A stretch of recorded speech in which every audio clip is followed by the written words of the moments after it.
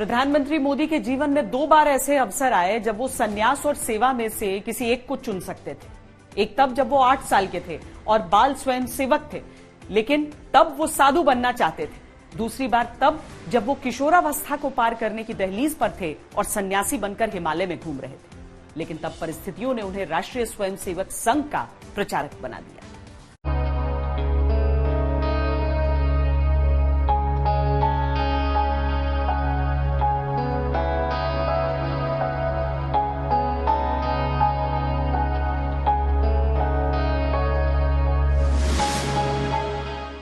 के दशक तक गुजरात में आरएसएस ने सांस्कृतिक चेतना के आधार पर अपनी अच्छी खासी जमीन तैयार कर ली थी। नरेंद्र मोदी 8 साल की उम्र में संघ की शाखाओं का अनुभव ले चुके थे। हिमालय के 2 वर्ष लंबे प्रवास के बाद जब वो वापस गुजरात लौटे तो 1967 में अहमदाबाद आरएसएस शाखा से जुड़ गए।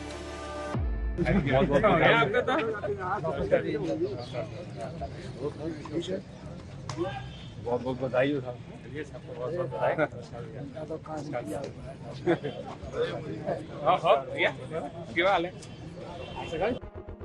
संघ के अनुशासन और नीतियों में नरेंद्र मोदी इतना घुल मिल गए कि मिलने वाले हर काम को पूरी ईमानदारी से निभाते गए। वकील साहब यानी लक्ष्मण राव इनामदार की वरिष्ठता तब बहुत काम आई उनके।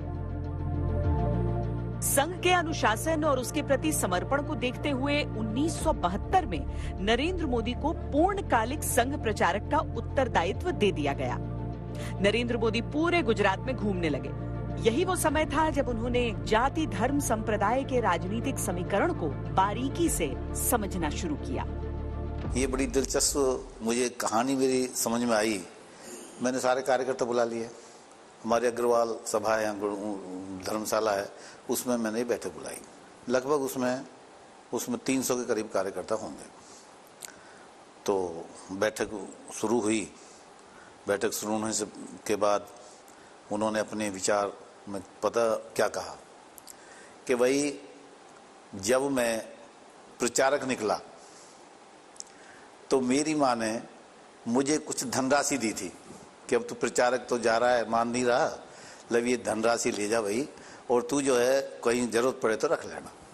और आज उसे मुझे कितने साल हो गए, वो धनराशि आज मेरी जेब में रखी है। और जेब में रखी है क्योंकि हम प्रचारक हैं, जहाँ जाते हैं वहाँ भोजन मिल जाता है। आप जैसे कोई बंधु 1-2 जी कपड़ा बनवा देता है, और ये मेरा थैला है, इसमें 2 जोड़ी कपड़ा, 1 तौलिया का कच्छा, और अपने घूमता हूँ। कोई हमें वो हमारी आवश्यकता कुछ है नहीं। उस समय जब मेरी माँ ने जो पैसे मुझे दिए, वो पैसे आज मेरे पास सुरक्षित हैं।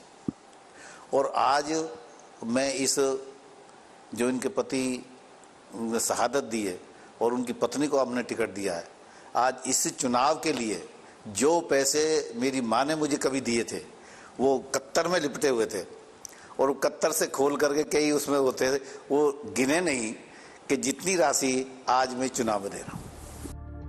नरेंद्र मोदी संघ के प्रचारक के तौर पर तेजी से लोकप्रिय होते गए, और इसके पीछे था उनका संगठन कौशल, उनकी स्पष्ट सोच जो उनके साथियों के मन पर भी गहरा असर डालती थी। वहाँ पे एक संघ का वर्ग होना था, तो वहाँ पे नरेंद्र भाई हम सबको एकत्रीकरण सूरत महानगर का करके सभी लोगों को लेके गए थे, और वहाँ पे कई बबूल के पेड़ लगे हुए थे। और बबूल के पेड़ होने के कारण नरेंद्र भाई का आग्रह ऐसा था कि सभी कार्यकर्ता मिलके जमीन को समतल बनाएंगे और उस जगह पे फिर वर्ग होगा। उस वक्त के हमारे सुशील जी पोधार करके एक सूरत के उद्योगपति कार्यकर्ता थे, उनका आग्रह ऐसा था कि ये कार्य तो उनकी फैक्ट्री के कुछ मजदूर आ जाएंगे ट्रैक्टर के अंदर और आके समतल बना देंगे, हम कार्यकर्ताओं को करने की आवश्यकता नहीं है। मगर नरेंद्र भाई का आग्रह ऐसा था कि ये कार्य सभी कार्यकर्ताओं को मिलकर करना चाहिए, क्योंकि हमारा काम है तो हमको ही करना चाहिए। दिन निकलने से पहले दिनचर्या शुरू होती थी और देर रात तक लोगों के बीच घूमना और उन्हें आरएसएस के सांस्कृतिक कार्यक्रमों से जोड़ना, यही काम था नरेंद्र मोदी का। लेकिन उनके उन दिनों के साथ ही जब याद करते हैं तो कई पन्ने ऐसे खुल जाते हैं जिनमें स्पष्ट लिखा है कि नरेंद्र मोदी किस सोच के साथ तब आगे बढ़ रहे थे। किसी कार्यकर्ता के घर हम गए, उनका उस समय कोई वो कार्यकर्ता बंदूक खाना खा के उठे थे, वो अपने धरपति को आवाज लगा रहे थे कि बर्तन उठा लेते नरेंद्र भाई आए हैं। तो उन्होंने कहा भाई वो आवाज लगा रहे, वो काम कर, आप खुद उठ के बर्तन रख दो। एक उन्होंने जो कहा कि एक छोटे छोटे परिवार की भी चिंता करना, भाई अपना काम खुद करो, खुद कपड़े करो। कपड़ों के बारे में भी उनको एकदम साफ सफाई वाले स्त्रीबद्ध कपड़े, शुरू से उनका आग्रह था कि आप कहीं भी जाते हो तो आपका व्यक्तित्व एकदम निखरा हुआ होना चाहिए, व्यक्तित्व साफ होना चाहिए। ये वो दौर था जब देश में इंदिरा गांधी की सरकार थी और राजनीतिक अस्थिरता चरम पर थी। दूसरी ओर गुजरात सांप्रदायिकता की चपेट में था।